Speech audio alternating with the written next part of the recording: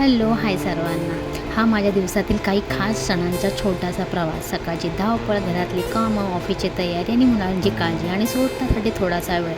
हेच माझं साधंसुद्धा पण सुंदर आयुष्य आहे. बघा, मला ना आधी चपात्यासुद्धा करायला यायच्या नाही, पण आता मी सहजरित्या पुरणपोळी करते. ही पुरणपोळी माझ्या मैत्रिणीच्या घरी केली होती, का तर तिने सुहासने जेवायला ठेवल्या होत्या. त्याच्यामुळे तिला मी हेल्प करायला गेली होती. म्हणून मस्तपैकी अशा पुरणपोळ्या लाटून शेकत होती. एवढ्या छान आणि सुंदर मऊसूत त्याच्या पोळ्या झाल्या होत्या की खूप छान वाटलं. तिलाही आनंद वाटला आणि मला तर खूपच आनंद झाला की म्हणजे आपण दुसऱ्यांच्या घरीसुद्धा म्हणजे प्रॉपर करू शकतो. नाहीतरी असं होतं की दुसऱ्यांच्या घरी करायचं म्हटलं तर आपल्याला त्याचा म्हणजे हे होत नाही, व्यवस्थित होत नाही. त्याच्यामुळे मला असं वाटलं की काहीतरी चुका होतील, पण असं काहीच झालं नाही. मग दुसऱ्या दिवसाचा हा शूट होता. मी निघाली होती ऑफिसमध्ये आणि 2 दिवसापासून आमच्याकडे मस्तपैकी ऊन पडलेलं आहे. 10 ते 15 दिवसानंतर पावसाचं उघाड झालेलं आहे आणि मस्तपैकी ऊन पडलेलं आहे. त्याच्यानंतर 9 तास काम करून मी आलेली आहे घरी. मी जेवणामध्ये बनवलं होतं डाळ राईस आणि भाकरी. अशा प्रकारे डाळ राईस वगैरे बनवलं आणि त्याच्यानंतर मस्तपैकी आम्ही गप्पा मारत माझ्या मुलांसोबत मी जेवण केलं होतं. पिऊच्या पप्पांना उशीर होतो, त्याच्यामुळे आम्ही त्यांच्यासाठी काही थांबत नाही.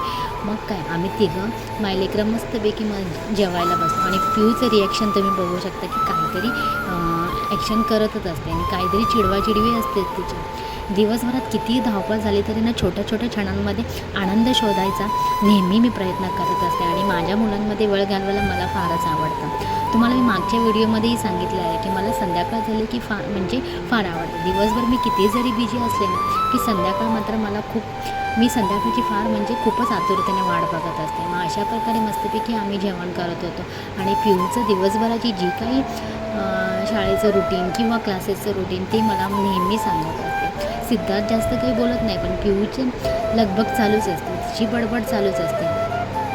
तिला बोलायला एवढं आवडतं ती ती जेव्हा झोपेल तेव्हाच तिचं शांत असतं तोंड, नाहीतरी तिचं तोंड चालूच असतं. मस्तपैकी आम्ही जेवण केलं तिघांनी मिळून. पिऊच्या पप्पांना नेहमीच उशीर असतो, म्हणून आम्ही काय थांबत नाही आणि परत दुसऱ्या दिवशी मला उठायचं असतं. मी जागी असते, पण ते एकटे आल्यानंतर जेवत असतात. त्याच्यानंतर मस्तपैकी संध्याकाळची भांडी घासली. एवढी सर्व भांडी घासून किचन वगैरे नीटनेटकं करून मी माझा व्हिडिओ इथेच एंड करते. चला, तर मी भेटूया